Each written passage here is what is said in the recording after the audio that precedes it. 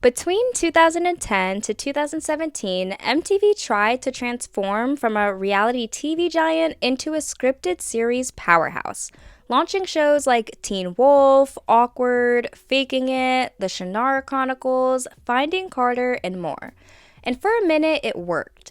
Ratings spiked, the network gained a new fandom heavy identity, and studios saw MTV as the next CW.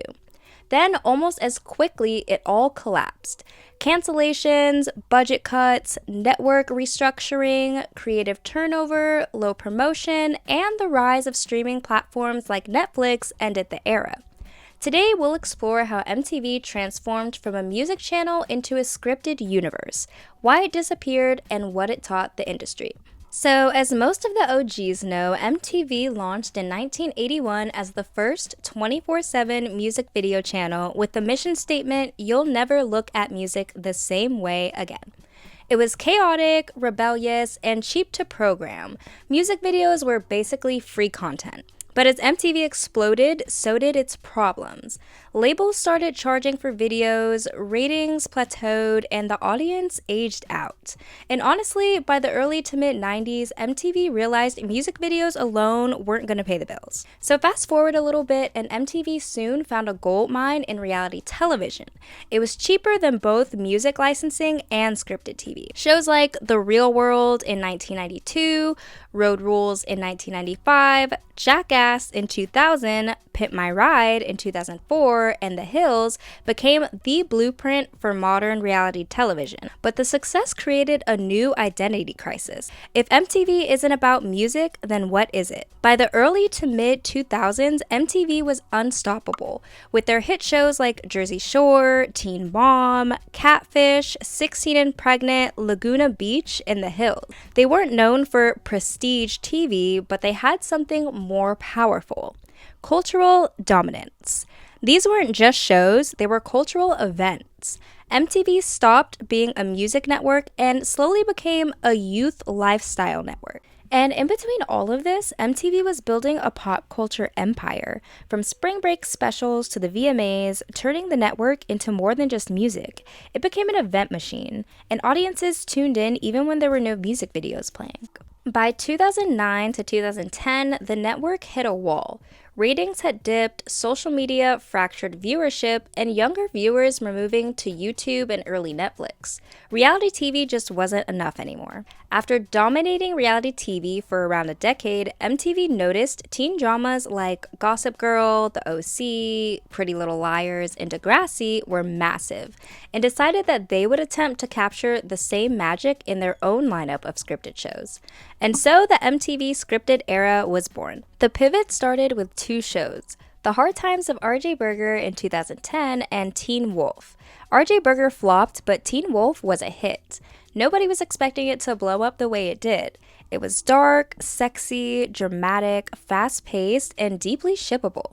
The fandom had exploded everywhere on Tumblr, which we all know was absolutely huge at the time. MTV suddenly had something they've never had before: a teen demographic emotionally invested in scripted storytelling. It premiered in 2011, launching a massive fandom, Comic-Con appearances, Tumblr domination, and was actually one of MTV's most successful shows ever. And it proved MTV could make teen fantasy that felt modern, edgy, and bingeable. This is what convinced MTV executives we can actually build a scripted universe. And from there, Teen Wolf became the blueprint. After Teen Wolf, MTV went all in, ordering more shows. And later that same year, premiered the series Awkward, a smart, quotable teen dramedy. Jenna Hamilton, the blog posts, the messy love triangle — this show hit at the perfect time. It became the voice of the Tumblr girl era. It was funny, self-aware, and genuinely smart. Shows like Awkward, that showed the high school experience, were actually really popular and relatable at the time. I can't believe you snuck out. I didn't have to. I lied. I told my parents I was going to study, and they believed. Awkward was actually one of, if not my favorite series on MTV. It's one of those shows you can watch every season of and come back to a few months later and still enjoy. Together, Teen Wolf plus Awkward were MTV's first real scripted backbone. And this is the true rise. MTV realizes Teen Wolf and Awkward aren't flukes, they're a brand. So they start ordering new shows that all share the same DNA. Queer, inclusive, slightly edgy, Tumblr core teen stories with heart. Coincidentally, around this time is also when MTV stopped airing the MTV Spring Break episodes. In 2014 came Finding Carter, a dark, twisty, emotional story following a teenage girl who learns that she was actually kidnapped as a child by the woman who she thought was her mother. Around this time, MTV also released Faking It. This show followed two high school girls who are best friends and pretend to be lesbians for popularity. Meanwhile, one of the friends is actually unaware the other one actually truly has feelings for her. This series was queer-driven and kind of ahead of its time, if you ask me. Other series that were released include Happy Land, Sweet/Vicious, Eye Candy, Underemployed, and a few more I'm probably forgetting. This era felt cohesive, like MTV had a real vibe now. Gritty, teen realism, fantasy adjacent, Tumblr coded, slightly chaotic, but addictive. And for a moment, MTV felt like a hybrid of ABC Family with the family drama, the CW, Freeform before Freeform. It wasn't Disney, it wasn't Nickelodeon, it was edgier, older, and messier. And these shows were a complete 180 from scripted shows on Disney Channel, and were a lot more appealing to the older teenage crowd. This is where MTV tried to level up into big budget territory. The network wanted its own Game of Thrones moment, and its boldest move was the Shannara Chronicles, a high fantasy epic based on its popular book series. MTV poured huge budgets, cinematic visuals, big marketing pushes, and A-list casting. But high-budget fantasy and cable TV was a risky combo. It looked beautiful, but ratings didn't match the cost. This was the turning point. MTV realized scripted shows were actually expensive, way more expensive than reality. So around 2015, a new MTV president stepped in and announced a massive rebrand, and suddenly the entire scripted department was under fire. Problems piled up, budget shrank, ratings declined, scheduling was inconsistent, and some shows simply ran their course. And budget cuts left many shows without proper promotion, with many viewers noticing how Teen Wolf's later seasons were noticeably lower budget than seasons 1 through 3. Ratings started to decline, like Awkward and Faking It struggled after cast changes and scheduling changes. Finding Carter was canceled after multiple cliffhangers. Eye Candy got abruptly axed. Sweet/Vicious, critically acclaimed but undermarketed, also didn't survive. Even Teen Wolf was given an end date. Fans felt like MTV was abandoning the universe just when it was getting good. While MTV was trying to build a teen empire, Netflix and Hulu were building something else: the future. The rise of 13 Reasons Why, and Riverdale moving to Netflix, Stranger Things changed the game, and teen viewers wanted full season drops, binge models, darker, high budget stories, and global fan bases, which Netflix offered instantly. MTV couldn't keep up. It was still operating on a weekly cable schedule while the rest of the world moved on. In 2017, MTV announced it was shifting back to its roots. Translation: no more scripted programming. They canceled nearly everything. After 7 seasons, Teen Wolf ended because the creative team and network agreed the story had just run its course. After 5 seasons, Awkward was not an abrupt cancellation, but was concluded after its 5th and final season due to a combination of declining ratings and just a shift in MTV's overall programming strategy towards reality shows. MTV canceled the scripted comedy series Faking It primarily due to low ratings, and the show's ratings had significantly dropped by the 3rd season. One episode in the final season collected only 530,000 total viewers, which was about half of what its lead in show Awkward was drawing at the time.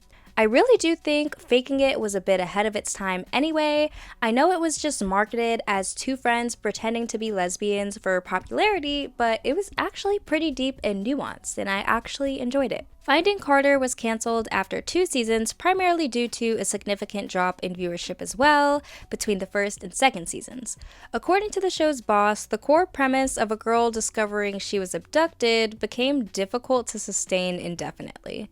As the story evolved, it became challenging to find new narrative threads, even as some viewers may have felt the story ran out, and sadly season 2 ended in a cliffhanger after Max turned himself over to the police. Sweet/Vicious was also canceled despite being a critical success with 100% on Rotten Tomatoes, and a dedicated fan base that praised its timely and thought-provoking themes about campus sexual assault. The show failed to find a large enough audience to justify a second season. The show only averaged around 180,000 live plus same-day viewers per episode, which was disappointing numbers for the network.